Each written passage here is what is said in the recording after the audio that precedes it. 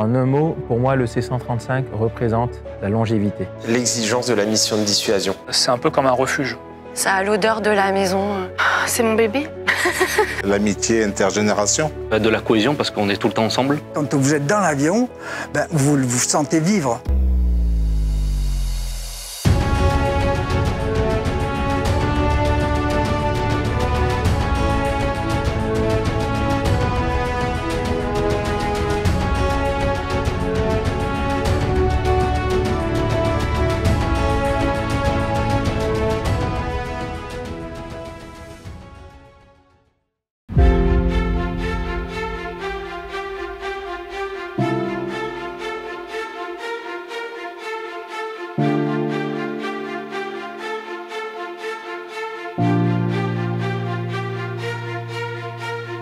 Pour résumer l'histoire du C-135, c'est tout d'abord le tandem indissociable du Mirage 4, du Mirage de Milène et aujourd'hui du Rafale B.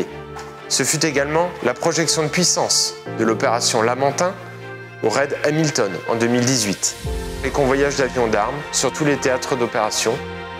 Enfin, l'évacuation des ressortissants blessés ou des militaires, une mission d'évacuation sanitaire à longue distance qui a été reprise par l'A330 MRTT Phoenix début 2019. Mais c'est avant tout une aventure profondément humaine que vous allez découvrir au fil des témoignages qui vont suivre. Ils vous feront découvrir des moments d'histoire au cœur des opérations aériennes racontés par celles et ceux qui les ont vécues.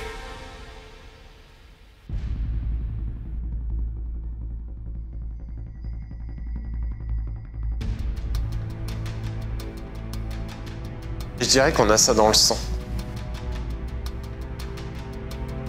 Dès que c'est une mission dissuasion, c'est H24, avec l'avion prêt à partir quelques minutes à peine.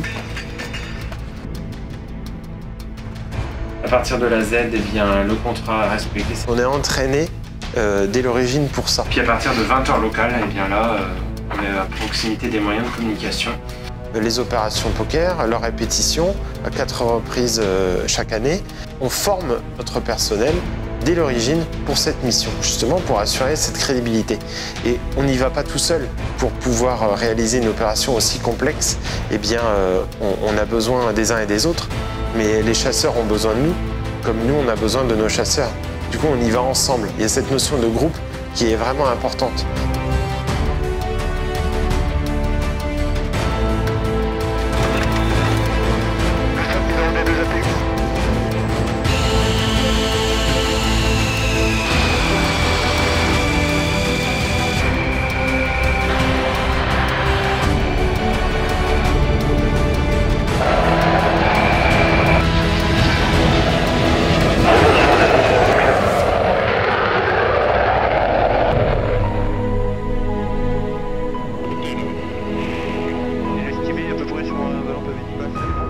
Il va falloir leur inculquer cette rigueur, cette exigence de la mission.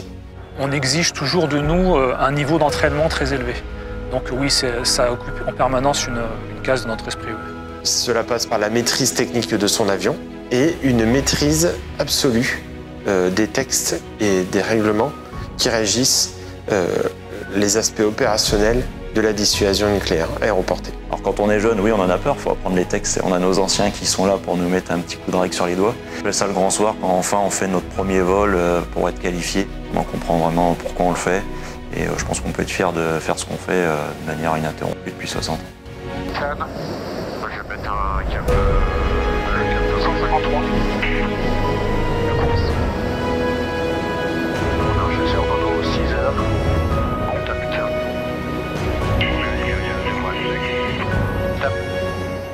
L'armée de l'air a beaucoup évolué avec les forces aériennes stratégiques.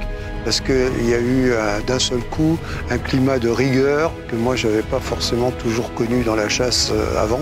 À l'époque, mais ça les jeunes l'ont oublié, on prenait l'alerte pendant une semaine en bout de piste et ça revenait quand même toutes les 6-7 semaines. On était peu moins concernés que les Mirage 4 qui avaient la bombe, mais on savait qu'on faisait partie, qu'on était une partie indispensable du dispositif. Il ne faut pas oublier que c'est quand même le premier aéronef qui nous a donné l'allonge de la composante nucléaire aéroportée. En cela, il a vraiment marqué l'histoire de la dissuasion nucléaire française Et c'est extrêmement important de lui rendre hommage. Cette mission est ce qu'il y a de plus sacré. La décision d'engagement des forces nucléaires, ce n'est pas pour rien qu'elle repose sur le seul président de la République. Et on a besoin d'avoir des équipages qui y croient profondément. Il faudra être là parce que moi, je crois fort dans l'institution, dans tout. Et si un jour le président nous dit c'est maintenant, et oui, mais c'est maintenant, mais il faut sauver les vivants là. Peu de personnes se rendent compte de ce que c'est que la dissuasion au-dessus de la France. Mais quand tous les avions sont déployés et en corrélation avec les avions de chasse et la mission FASS, c'est une belle opération.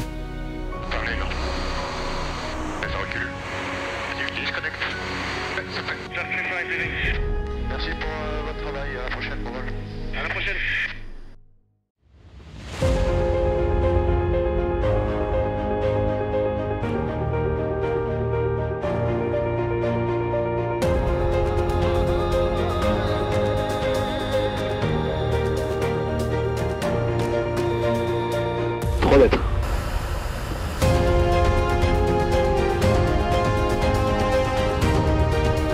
Cet avion a été bien conçu dès le début et on s'est très vite aperçu qu'il pouvait être employé pour faire de la projection de puissance en dehors de la dissuasion. Que ce soit aux Émirats, en Afghanistan, en Syrie, en Irak, en Libye, cet avion a été de toutes les opérations militaires françaises dans lesquelles des avions étaient engagés.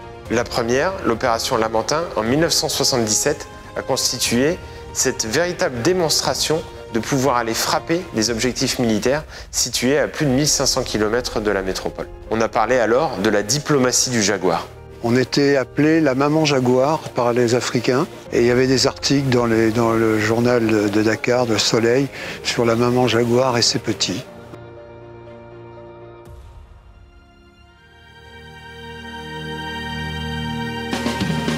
J'ai participé à la mission du Mirage 4 qui est allé faire des photos de reconnaissance sur Wadi Doum, quelques temps avant que les Jaguars aient bombardé. J'ai participé justement en tant que mécanicien pour m'occuper de la chaîne Samar qui était à bord d'un C-135. Ça a failli me valoir une punition parce que quand je suis arrivé à Saint-Dizier, le commandant d'unité, voyant mon dossier où il y avait une mission de guerre, il m'a dit c'est quoi ce faux? J'ai dit non, c'est pas un faux, je signe pas, envoyez à Is, vous verrez, ça reviendra signé. Et c'était le cas parce qu'ils ne comprenaient pas qu'en tant que mécano, on puisse avoir des missions opérationnelles. L'âge d'or du C-135 en opération extérieure fut à partir de l'opération Trident, dans les années 90, jusqu'à l'année 2019, avec la passation de flambeau vers le MRTT.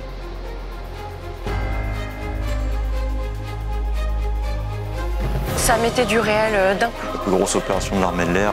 Elle marquait vite. Tout le monde était sur le pied de guerre. Les gens soulevaient des montagnes. On est là pour ça, Paul.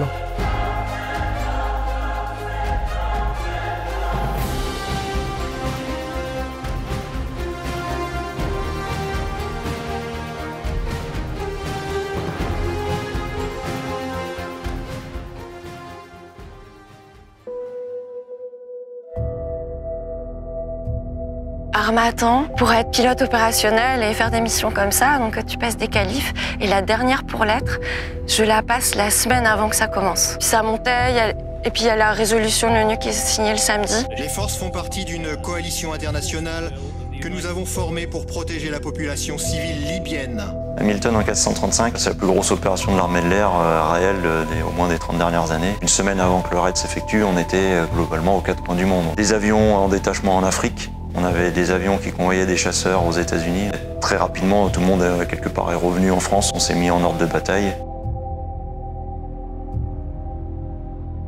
Le mardi ou le mercredi qui suit, on y va. Ça mettait du réel d'un coup.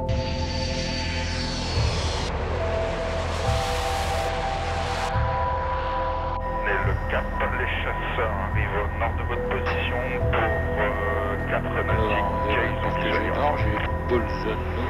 On avait les F1 qui étaient armés au taquet et ils te quittent, puis ils reviennent, ils reviennent, ils n'ont plus rien et tu repars.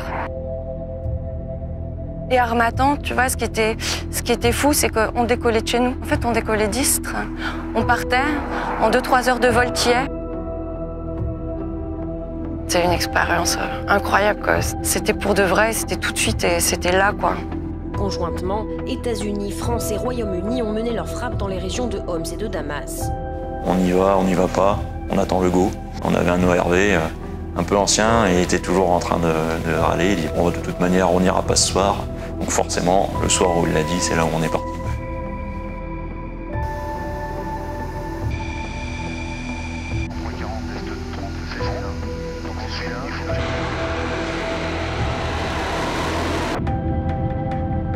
Un raid, globalement, c'est aussi quelque part un passage de relais entre tankers.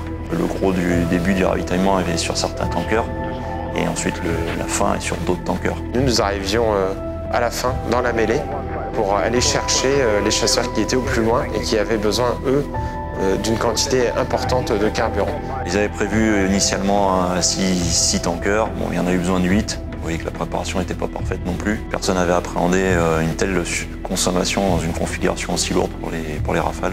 Une belle démonstration de toutes nos capacités, des capacités de l'armée de l'air, des capacités de ravitaillement en vol et également de ce qu'étaient capables de faire les équipages ravitailleurs.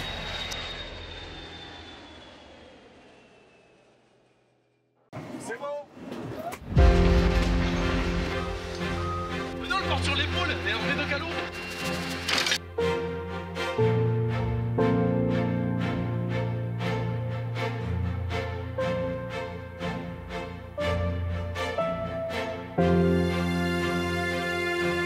Et cette tournée des bases a permis d'aller à la rencontre des autres aviateurs de l'armée de l'air et de l'espace. On va dire que là, c'est plutôt le chasseur qui fait le travail.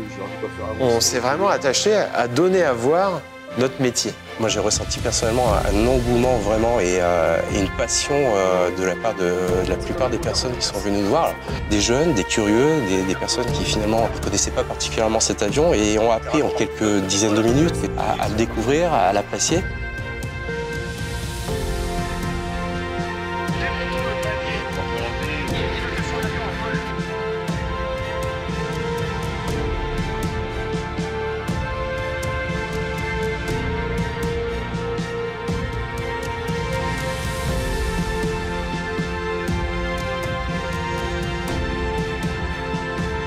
On est dans la transmission, dans le devoir de mémoire, dans l'héritage. Ça fait chaud au cœur de voir qu'en fait, on est toujours considéré, on est toujours apprécié. On voit qu'on fait encore rêver.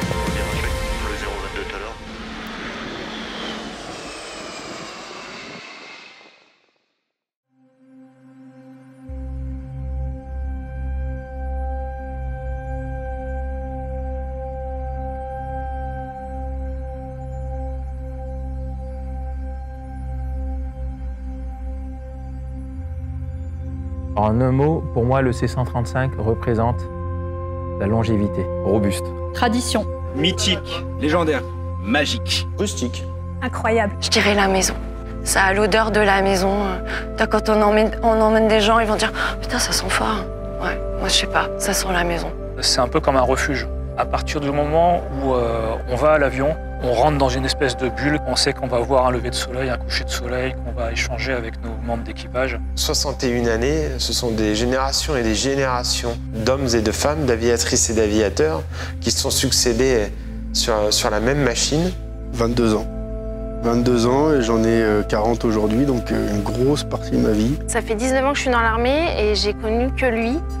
Je ne l'ai pas tatoué sur moi, il y en a qui l'ont fait, mais j'aurais pu. Ce qui va me manquer vraiment, je pense, c'est la place qu'avait le mécanicien d'équipage. C'est un gros appareil, le Boeing, et pourtant on n'y volait qu'à 4 ou à 3 dans sa version RG. C'est un des plus beaux postes qu'un sous-officier du personnel navigant pouvait occuper dans un appareil de l'armée de l'air. La difficulté du métier et tout ce qu'il a fallu travailler pour arriver là. La spécificité du mécanicien navigant qui s'allongeait sur une couchette sous la queue de l'avion, le contact des yeux entre l'opérateur ravitaillement vol et le chasseur, et ça disparaît avec la fin du C-135. C'est ça qui m'a le plus plu dès que je suis arrivée. C'était d'être en équipe tout le temps. On a des femmes et des hommes qui aiment viscéralement cet avion, se donnent à 300% pour le faire voler parce qu'ils en sont fiers. Prendre du plaisir à travailler dessus. Moi, j'ai vraiment apprécié de travailler sur cette machine. Je suis à la fois fier et content d'avoir pu faire du C-135.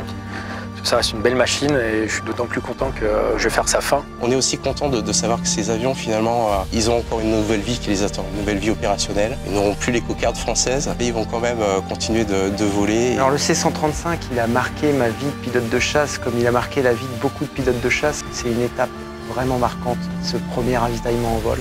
On se dit souvent au début qu'on ne va pas y arriver parce que ça bouge, parce que c'est pas simple. Le ravitaillement, c'est quelque chose qu'on aborde toujours avec énormément d'humilité. On a tous connu, en tant que pilote de chasse, des moments difficiles en ravitaillement. Pour ma part, j'ai dû m'éjecter, comme certains de mes camarades, suite à un ravitaillement qui a mal tourné. Aujourd'hui, les équipages qui servent sur MRTT proviennent en grande partie du C-135.